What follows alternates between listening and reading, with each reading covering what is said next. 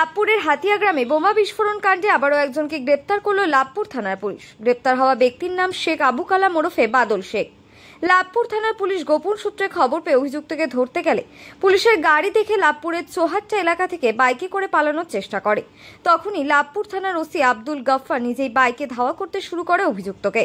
কিছুটা দূর গিয়ে অভিযুক্ত বাদল শেখকে আটক করতে সক্ষম হয় পুলিশ। তারপরই তাকে গ্রেপ্তার করা হয়। শুক্রবার অভিযুক্ত ব্যক্তিকে বোলপুর মহকুমা আদালতে তোলা হবে। অভিযুক্ত ব্যক্তির বিরুদ্ধে বোমা বিস্ফোরণ সহ একাধিক ফৌজদারি ধারায় অভিযোগ আনা হয়েছে। পুলিশ সূত্রে খবর, বোমা বিস্ফোরণ কাণ্ডে এই বাদল শেখ ওতপ্রোতভাবে জড়িত। 10 দিনের পুলিশ হেফাজতে নেওয়ার আবেদন জানানো হবে আদালতে। হাতিয়া বোমা বিস্ফোরণ কাণ্ডে মোট গ্রেপ্তারের সংখ্যা দাঁড়ালো 11। এলাকায় উত্তেজনা থাকলেও পরিস্থিতি এখন পুলিশের নিয়ন্ত্রণে রয়েছে বলে জানা গেছে প্রশাসন সূত্রে।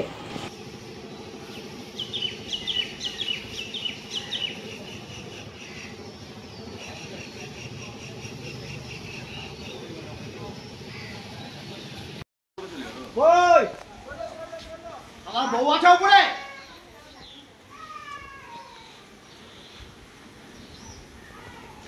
ওর কি বউ আছে?